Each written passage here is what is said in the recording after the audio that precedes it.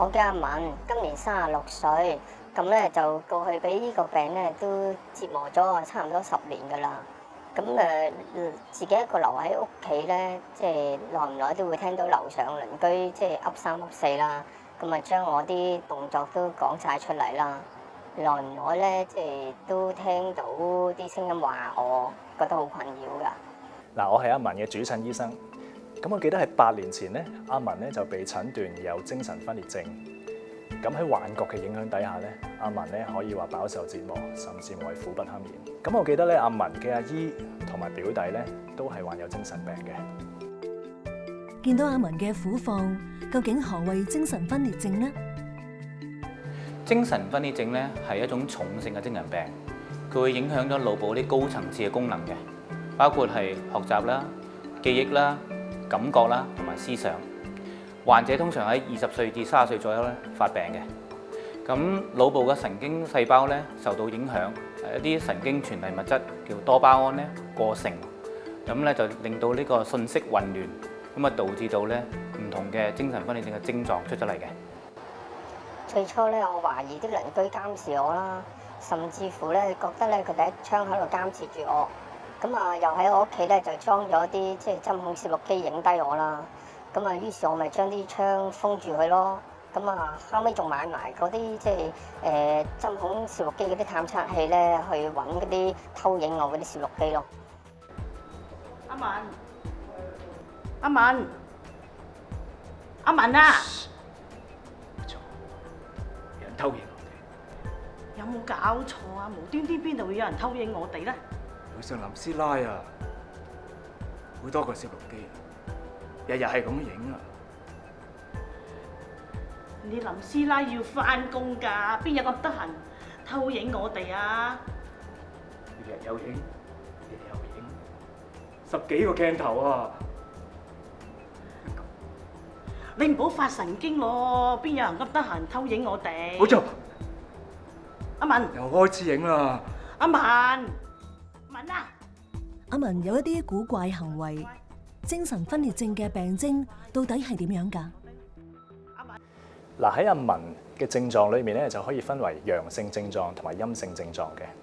咁陽性症狀咧就係包括有幻覺啦、妄想啦、説話同埋行為上嘅錯亂。幻覺咧就係感受到一啲外界唔存在嘅事物，而最常見嘅幻覺咧就係幻聽啦。阿文佢會聽到一啲人哋聽唔到嘅説話，同佢講嘢啦、鬧佢啦，甚至乎俾一啲指令佢做嘢啊咁樣樣。而妄想咧就係話病人喺基於係唔足夠嘅理據啦，或者係一啲唔正常嘅邏輯產生嘅一啲嘅觀念。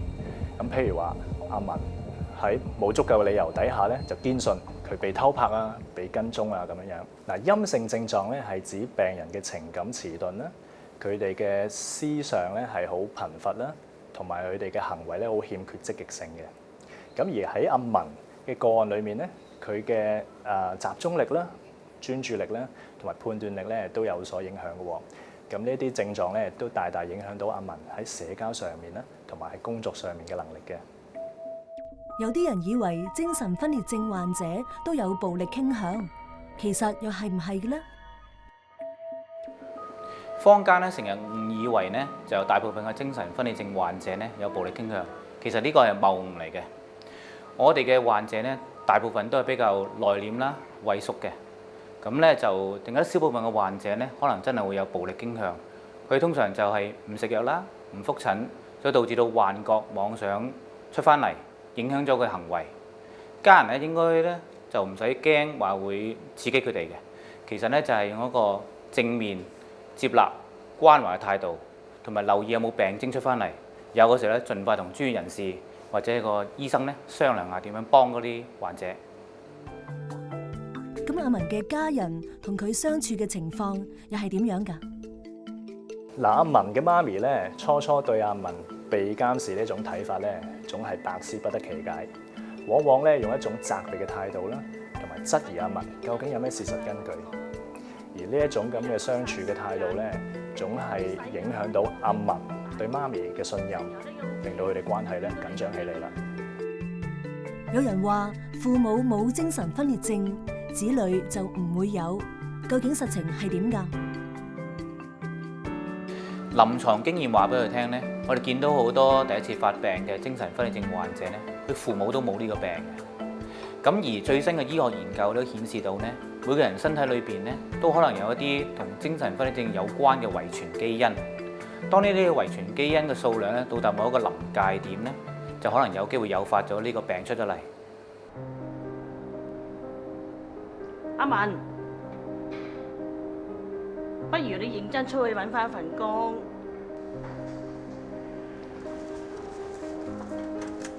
你都唔細㗎啦，養到你咁大，成日匿喺屋企，見到你就激氣啦。哎呀，真係冇眼睇啊！真係。其實催促阿文去揾工，係唔係一個幫助佢康復嘅好方法呢？其實好多人咧就以為佢精神分裂症患者唔做嘢咧，就代表佢刻意地懶。其實呢個係謬誤嚟嘅。好多時嗰啲陰性嘅症狀咧，會令到佢不由自主地咧失去咗動力。咁至於是否適宜工作咧，應該視乎佢病情而定。所以家人咧應該同醫生去商量。要記住咧，夾硬勉強咧，就會令到可能咧嗰個壓力太大，導致復發嘅。咁究竟乜嘢原因會導致精神分裂症呢？醫學界咧暫時對呢個精神分裂症嘅病因咧未有定論。不過好多研究都顯示到咧，呢個病咧同好多嘅因素咧會有關係。呢啲高危嘅因素咧就包括遺傳。如果家族裏邊有人有呢個精神分裂症咧，佢有嘅機會咧比普通人會高。咁第二方面就係外在嘅環境因素，就包括譬如濫藥啦、生活壓力啦、移民等等。呢啲因素咧加加埋埋咧，其實可能導致到咧腦部嘅神經細胞咧受到損害，腦部嘅神經傳遞物質譬如多巴胺咧會失去咗平衡，太多嘅多巴胺咧會導致到咧個人咧接收信息好混亂，引發到咧精神分裂症嘅症狀會出得嚟嘅。喺阿文嘅治療過程裏面咧，藥物治療可以話係最重要嘅一環。咁呢啲抗妄想藥或者抗幻覺藥咧嘅原理咧就係透過抑壓腦裏面咧過多嘅多巴胺神經分泌，從而減少咧甚至乎係消除阿文嘅幻覺同埋妄想嘅。咁如果阿文能夠喺佢康復期間繼續食藥的話咧，係可以大大咁減低佢復發嘅機會嘅。大概喺04年，我就診斷咗有精神分裂，醫生咧就開咗啲抗精神病藥俾我，咁啊個病情係好啲㗎。不過咧之後冇跟指示食藥，咁啊試過停過2個星期啦，咁之後就搞到復發。阿文，夠鐘食藥啦。嚇！食藥啊！你唔準時食藥咧，睇幾多次醫生都冇用㗎。快食啦！你知唔知啲藥好難食㗎？有幾難食啊？難食都要食㗎。快啲食！喂，快啲食！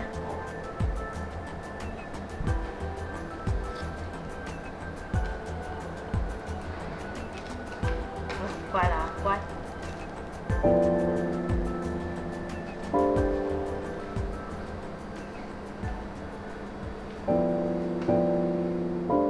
除咗唔肯食藥，仲有乜嘢原因令阿文嘅病情反覆不定呢？嗱，喺阿文同佢媽咪相處裏面咧，的而且確咧係出現咗一啲問題嘅。而一啲研究顯示咧，某一啲家人對病人嘅一啲態度咧係會增加咗翻發嘅機會嘅。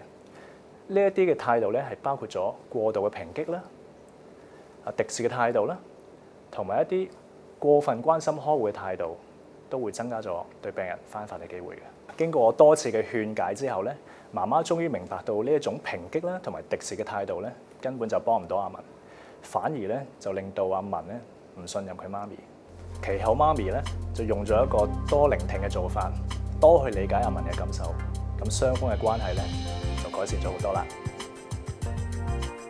阿文，呢排唔見你用嗰部探測機嘅，原來部機冇料到嘅。我知，你都係唔想我哋俾人偷影，先至用嗰部機啫嘛。不過呢排真係靜咗好多，成個人都輕鬆晒。咁就好咯，你陪阿媽同我一齊飲茶啊！好啊，好耐冇食過點心啦。不過咩啊？等我食埋粒藥先。處理阿文嘅陽性症狀，我哋主要用藥物上嘅治療。至於阿文嘅陰性症狀咧，我哋主要透過康復服務，譬如話社交技巧嘅訓練啦、職業治療啦，同埋輔助就業等等呢一啲咁嘅服務嘅。目的咧係令到阿文咧可以維持對事物嘅興趣啦，同埋工作上面嘅能力。越早接受康復服務咧，治療效果係越好嘅。依家咧我就肯即係依時食藥，病情都穩定咗好多。最近呢3個月，我參加咗輔助就業嘅曲醫試，咁啊負責做收銀嘅工作啦。而家咧開始自食其力，覺得自己有用咗，咁同阿媽嘅關係仲改善咗添。見到阿文逐漸康復，個中嘅關鍵又喺邊度呢？精神分裂症患者咧係需要一個專業團隊嘅服務，包括醫生啦、社工啦、臨床心理學家啦、護士啦，同埋職業治療師等等。喺求助途徑方面咧，家庭醫生會將病人咧轉介俾睇精神科專科醫生。當然啦，如果有緊急需要咧，就要去急症室求助啦。近年社區有好多唔同嘅康復服務，幫助康復者康復同融入社會。如果有需要，可以向就近嘅社會服務機構查詢。